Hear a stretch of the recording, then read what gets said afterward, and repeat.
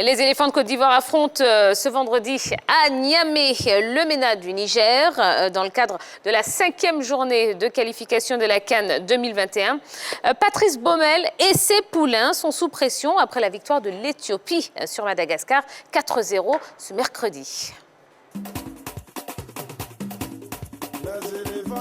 Les éléphants de Côte d'Ivoire affrontent ce vendredi à Niamey le MENA du Niger dans le cadre de la 5e journée des éliminatoires de la CAN 2021. Patrice Baumel et ses poulains sont sous pression après la victoire de l'Éthiopie sur Madagascar 4-0 mercredi. Car en s'offrant les Barias, les Boualia ont récupéré provisoirement la tête du groupe K à 2 points des éléphants. La Côte d'Ivoire est 2e à la faveur de meilleur goal différentiel. Serge Aurier et ses partenaires, qui restent sur un nul, doivent obligatoirement battre le Niger pour reprendre sa place de leader. C'est ce mercredi à 16h45 que Patrice Baumel et ses poulains ont quitté Abidjan pour Niamey. Après 1h30 de vol paisible, ils ont atterri dans la capitale nigérienne sous une chaleur étouffante qui se présente comme un autre obstacle à franchir avant d'affronter le MENA du Niger. Après les formalités d'usage, nos compatriotes ont pris leur quartier général dans l'un des hôtels les plus huppés de la ville qui jouxte la Fédération nigérienne de football. Ce jeudi, après le petit déjeuner et le test Covid, le groupe s'est adonné à sa marche traditionnelle dans l'enceinte de son hôtel afin de relaxer les jambes dans une ambiance décontractée. Une seule séance d'entraînement était prévue aujourd'hui en fin d'après-midi au stade Séni Kountché de Niamey. En l'absence de Gervinho, Baumel devrait cependant compter sur le reste de son effectif, prêt à arracher les 3 points avant d'achever la campagne qualificative à domicile contre l'Éthiopie.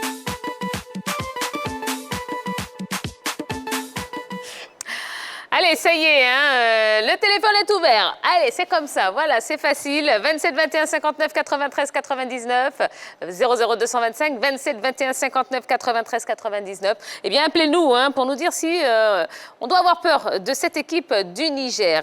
Mais avant cela, alors, quelles sont les dernières nouvelles de nos éléphants qui sont arrivés sains et saufs au Niger, Henri Jo? Alors, les éléphants ont foulé la pelouse du stade général Séni Kountché ce jeudi, aujourd'hui à 17h pour leur unique séance d'entraînement à Niamey avant la rencontre de demain face au MENA.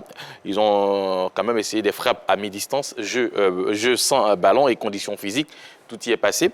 Ensuite, il y a eu la traditionnelle match sur le coup de 12 heures du côté de Niamey. Et il faut savoir que les éléphants sont logés à 8 minutes du stade. Devront accueillir cette rencontre contre l'équipe du MENA. L'objectif, on le sait tous, pour Patrice Baumel, c'est de remporter les 3 points de la victoire et assurer une qualification pour la Côte d'Ivoire en ce qui concerne la CAN 2022. Et ce match se jouera demain à 17h heure locale et à 16h GMT au stade Séni Kountché avec la présence de 2000 spectateurs exceptionnellement autorisés par la Confédération africaine de football. Bon, je vous le disais, ils nous ont entendus. Et ça avance. Voilà, la CAF nous a entendus, la FIFA peut-être nous a entendus. Oui. 2000 spectateurs, c'est une bonne nouvelle. C'est un premier pas. C'est pas mauvais. On en prend bonne note. C'est une bonne chose d'accorder la possibilité aux supporters d'être au terrain pour suivre les rencontres parce qu'il faut savoir que le football, surtout en Afrique, draine beaucoup de monde. Je sais que 2000, je trouve que c'est peu. On peut augmenter à 5000 au moins. OK. Voilà, c'est ça le problème. On a demandé, on nous a accordé 2000. Le stade, le stade est très grand. On peut au moins dispatcher 5000 spectateurs dans l'enceinte du stade. Ça ne va pas contaminer tout le monde. La maladie, je plaide. Nous sommes à combien il est 21h moins. Oui. Vous plaidez pour un match qui se jouera demain. Non, moi je plaide pour la Côte d'Ivoire parce que si on a pu accorder 2000, c'est qu'on peut nous accorder peut-être 5000 ici en Côte d'Ivoire. Donc déjà, je dévance. Non, pour l'instant, on est à 0. On est à 0, faisons mais doucement, on peut déjà commencer à faire cette... Et surtout, Alors, ça peut aussi réjaillir sur notre championnat. Justement, Balo, il y a de quoi être optimiste quand même par rapport à effectivement notre championnat ou pas? Oui, peut-être, parce qu'il faut dire qu'il y a quand même la garantie des mesures barrières, des conditions par rapport à la Covid-19. Donc, il faudrait que tout cela soit tiré au clair avant de prendre ces décisions-là. Mais oui, on peut quand même espérer. Alors, en ce qui concerne notre championnat, quand même, nous avons joint un président du club qui nous a fait savoir que voilà, il y a cette note ou cette plaidoirie qui a été introduite du côté de la responsable du comité de normalisation, qui a pris bonne note et qui a décidé quand même d'écrire à la Confédération africaine de football et de laisser aussi un message du côté de la FIFA afin que nous puissions disposer de public pour notre championnat. Donc, on attend le résultat de toutes ces démarches. Bon, là, on s'est un peu écarté. Hein. On va revenir effectivement sur nos éléphants et sur cette rencontre face au Niger demain. Donc, bon, il y a eu un autre fait quand même qui est très important, c'est cette victoire de l'Éthiopie sur cette équipe de Madagascar. Est-ce que ça change quelque chose pour les éléphants? Ça change beaucoup. Ça donne une conscience à ces éléphants-là. Ils ne doivent pas se rater sur ces deux matchs. Déjà, au niveau du classement, les données ont changé. L'Éthiopie passe en tête provisoirement. Donc, ça veut dire qu'on n'est plus leader de cette poule. On est deuxième et suivi, bien sûr, de Madagascar. Donc, ça veut dire que les éléphants-là doivent comprendre qu'il n'y a plus de calcul à faire. Il faut aller gagner ces deux matchs-là pour s'assurer la qualification. Donc, à nos joueurs de faire le travail, de faire le boulot. Yellow. Déjà, comme l'a dit Yves Boris, le classement a changé. L'Éthiopie prend la première place, mais rien n'est encore figé. Je pense qu'aucune équipe n'est encore qualifiée, aucune sélection n'est encore qualifiée, aucune sélection n'est encore éliminée. Donc, il faudrait saisir sa chance sur les deux dernières journées, la 5e et la 6e journée, pour pouvoir avoir une place au premier rang. D'accord, très bien. Allez, on arrive tout de suite donc à notre question LGT. On va commencer à prendre des appels. Donc 27 21 59 93 99 00 225 27 21 59 93 99. Est-ce qu'il faut craindre cette équipe du Niger? Je vous pose la même question. Utilisez les petites ardoises qui se trouvent juste devant vous. Est-ce qu'il faut craindre le MENA du Niger? Quand on voit un petit peu voilà, tous les contours de la situation, la position de la Côte d'Ivoire dans ce groupe, etc., etc. Est-ce qu'on doit craindre cette équipe du Niger? Allez, levez les petites ardoises. Alors, non mais, oui et non, oui et oui. Bon, Balo, vous allez commencer. Oui, il faut craindre cette équipe du Niger. C'est une équipe qui a une bonne capacité de regroupement, qui sait fermer le jeu. La preuve, lors de la première journée, on s'est imposé sur une courte marge, un but sur un pénalty de Franck Kessé, c'est dire qu'ils avaient véritablement bouclé l'affaire. Et c'est une équipe qui a pu battre quand même l'Éthiopie, ce qui n'est pas rien, 1-0. Une équipe éthiopienne qui a battu, on rappelle, Madagascar 4-0, quand on voit le niveau de Madagascar. Et qui a battu la Côte d'Ivoire de 1. Effectivement, donc c'est une équipe à craindre de par sa capacité de regroupement. C'est sûr que elle va fermer le jeu face à une équipe de Côte d'Ivoire qui a quand même des atouts offensifs avec Souleymane Koulibaly. Donc je pense qu'ils vont essayer de cadenasser l'affaire et tout va se juger sur notre capacité à contourner cela. Alors ça a été difficile de les battre à Abidjan, même si nous avons eu cette victoire-là, et Balo a évoqué le penalty qui quand même a même été contesté par les Nigériens. Maintenant, c'est une équipe quand même qui est basée en grande partie sur ceux qui évoluent localement. Donc une équipe qui a une bonne homogénéité avec l'équipe du Chan et ajouté à quelques joueurs évoluant du côté de l'Europe, ça peut créer quelque chose d'important et surtout de difficile à gérer pour les éléphants. Donc il va falloir vraiment être concentré. Il faut les prendre très très au sérieux parce que, comme l'a dit Yves Boris, personne n'est éliminé, aucune nation n'est éliminée, aucune nation pour l'instant n'est qualifiée. Donc en cas de victoire, je ne le souhaite pas, je touche du bois, en cas de victoire du Niger, quand même tout sera relancé dans cette poule-là, dans cette poule cas où évolue la Côte d'Ivoire. Et donc il faut les prendre très très au sérieux et surtout il faut livrer un match sérieux. Nos attaquants doivent conclure les différentes occasions pour s'assurer cette victoire-là. D'accord. Allez, on prend tout de suite la direction d'Abobo. Monsieur Koné est avec nous. Ah, ben mince, on a perdu Monsieur Koné. C'est pas grave, Monsieur Koné, rappelez-nous. 27 21 59 93 99. Et vous, si vous avez envie de vous exprimer, eh bien, la ligne est à votre disposition. Alors, Yves Boris, vous avez dit non. Non, mais 3 petits points. Il ne faut pas la craindre, cette équipe du Niger, mais il faut plutôt la respecter. Il ne faut pas avoir un complexe de supériorité face à cette formation du Niger, mais aller avec ses armes. On sait très bien que c'est une équipe qui a véritablement des difficultés à battre la Côte d'Ivoire, surtout quand on joue des éliminatoires. elle a toujours des difficultés. Elle a battu la Côte d'Ivoire seulement qu'au CHAN, pendant les éliminatoires pour la qualification pour le CHAN. Mais hormis ça, avec les seniors, je n'ai pas encore entendu dire que le Niger a battu la Côte d'Ivoire. Donc ça veut dire qu'on a toujours une ascendance psychologique sur cette formation. Maintenant, c'est à nous de nous dire que c'est un match très important. Il faut vraiment prendre ce match au sérieux, à cœur, aller jouer avec ses armes, avec ses qualités pour remporter la victoire. On l'a déjà fait à maintes reprises, aller battre le Niger, comme on appelle même, à l'extérieur. Ce n'est pas aujourd'hui que ça doit changer. C'est ce que nos garçons doivent se mettre en tête. C'est pour ça que j'ai dit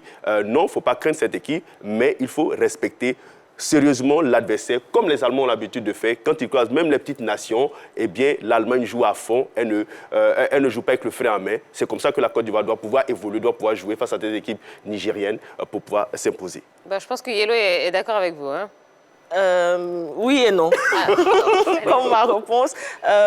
Déjà, sur 5 rencontres officielles entre la Côte d'Ivoire et le Niger, la Côte d'Ivoire a battu le Niger à 3 reprises et le Niger a battu la Côte d'Ivoire à 2 reprises. Donc, la marge est quand même faible. Ensuite, sur l'effectif du Niger qui évolue au Niger, il y a 14 locaux. Donc, il y en a 12 qui viennent en plus, mais les 14 locaux déjà se connaissent. Comparativement à nous, notre équipe, où on assiste à de nouvelles recrues, il y a de nouveaux joueurs qui ne connaissent pas forcément l'environnement des éléphants qu'on connaît d'habitude, qui sont arrivés il y a peu. Donc, ils n'ont pas eu le temps déjà de se mouler, d'être dans le moule des éléphants. Donc, là, il y a quand même une différence par rapport aux Nigériens qui se connaissent. 14 sur 26, c'est quand même un bon pourcentage. Donc, pour moi, oui et non. Voilà. Alors, Ivourix a évoqué le fait que le Niger n'a jamais battu la Côte d'Ivoire. Le Niger, quand même, a toujours été battu dans les éliminatoires. Mais aujourd'hui, l'Éthiopie n'avait jamais battu la Côte d'Ivoire. L'Éthiopie a battu la Côte d'Ivoire à domicile de 1. L'équipe de Madagascar, qu'on ne voyait pas, qu'on ne mettait pas, je dirais, à ce standard-là, à ce niveau-là, il y a 5 ans, aujourd'hui, Madagascar a quand même fait peur à la Côte d'Ivoire parce que nous avons craint ici la double confrontation face à cette équipe de Madagascar. Donc aujourd'hui, toutes les nations sont à prendre très, très au sérieux. Surtout, il faut les craindre. Mais justement, c'est ce Non, il faut les craindre même. Au-delà même de les prendre au sérieux, il faut les craindre parce que tout peut arriver dans un match de foot et surtout avec les nivellements de valeur aujourd'hui avec les différentes nations au niveau de l'Afrique. Certaines nations ont travaillé et cette équipe du Niger quand même a travaillé. Donc il faut quand même les craindre. D'accord, vous allez lui répondre dans un instant. On a M. Beyi qui nous appelle de Port-Bouët. Bonsoir M. Beyi. Bonsoir Madame Pia. Comment allez-vous? Ça va très bien. Bon, on est ravis de vous avoir au téléphone. Alors, Monsieur Beyi, est-ce qu'on doit avoir peur de cette équipe du Niger? La Côte d'Ivoire est un grand pays de football. Oui. On ne peut pas avoir peur du Niger, mais seulement il faut être prudent. Parce qu'au match aller, nous avons battu difficilement cette équipe à 1-2-0. Et donc... Oh oui, précisément du coup.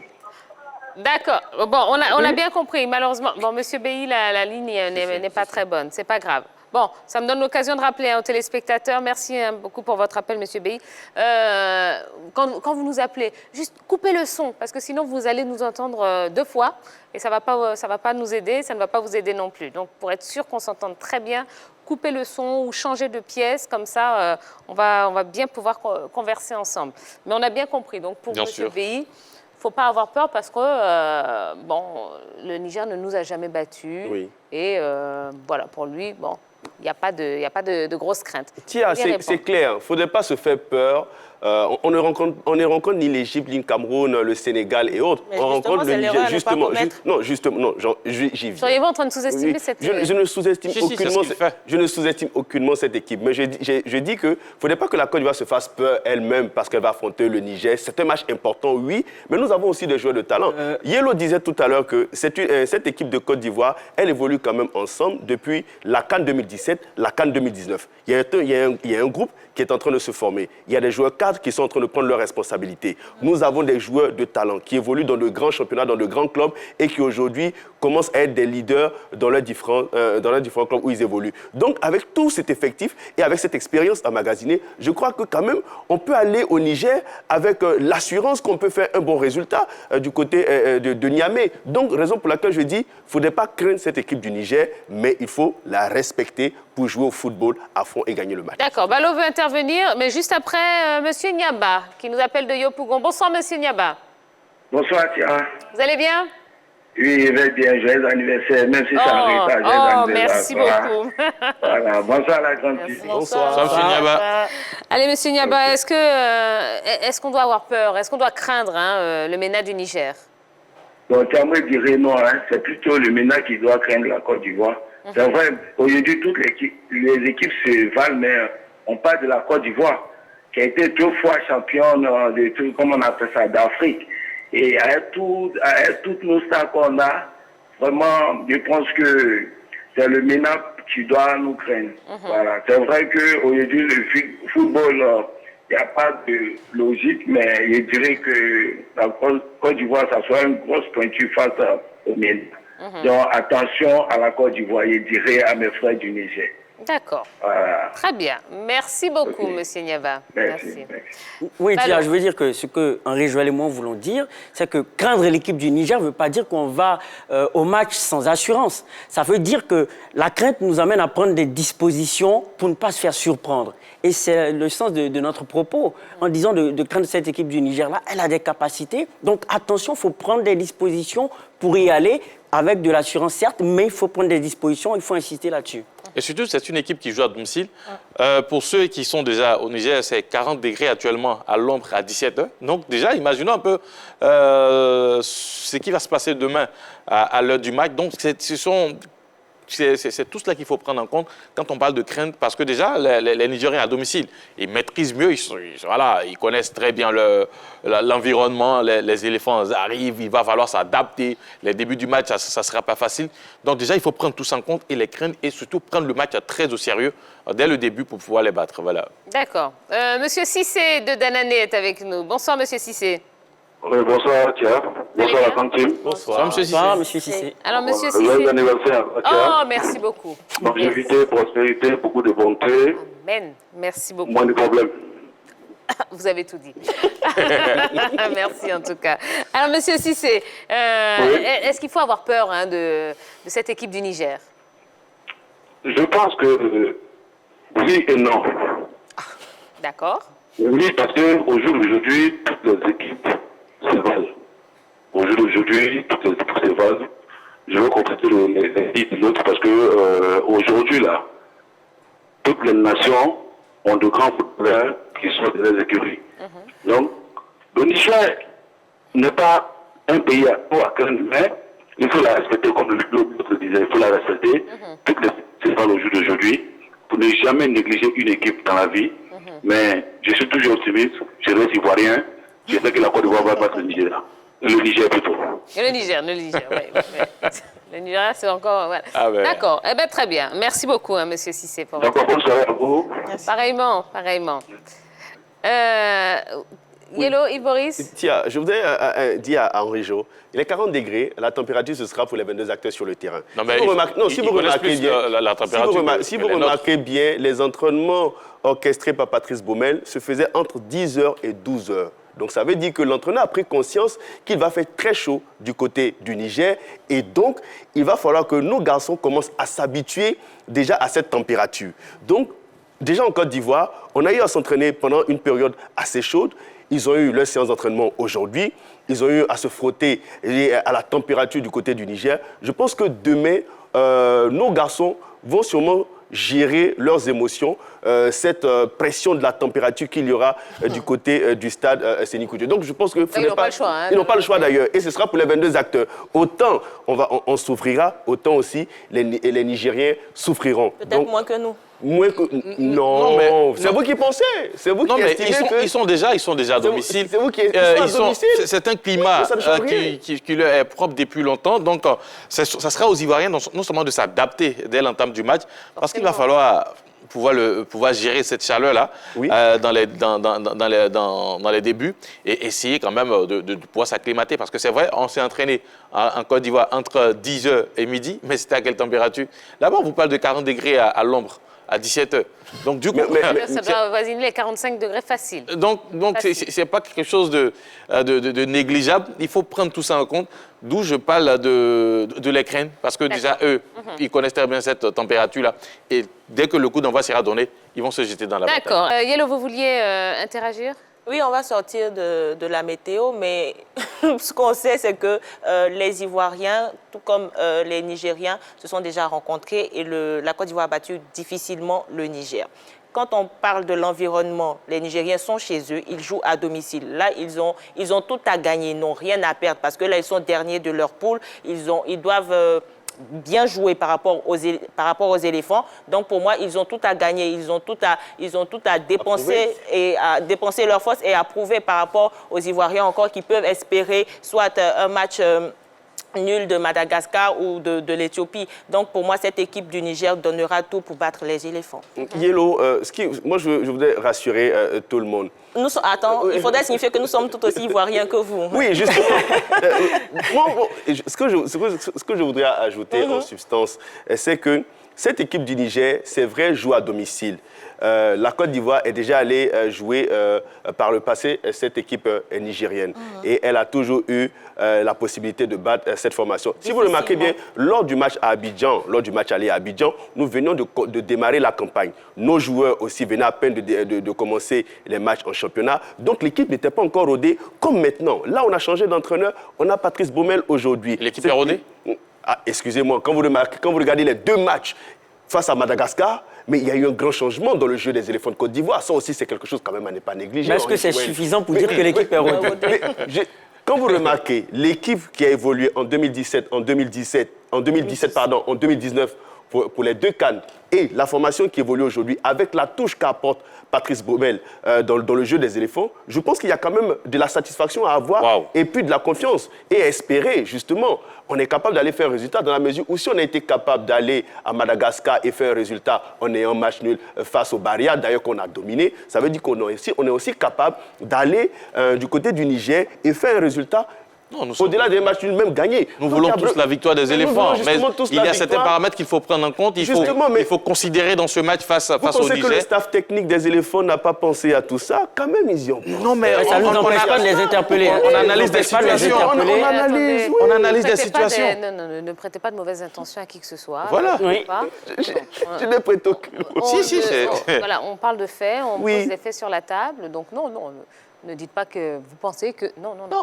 Pas du tout. Nous voulons tous la victoire des éléphants. Absolument. Sauf qu'il faut prendre certains paramètres en compte parce que aller jouer au Niger, c'est pas pareil que jouer en Côte d'Ivoire, c'est pas pareil que jouer devant son public. Et surtout qu'on vient d'autoriser 2000 spectateurs, ça va quand même changer quelque chose. Voilà, ça va booster les Nigériens qui, je pense... Ça va monter encore la température. Surtout, ça va booster la température.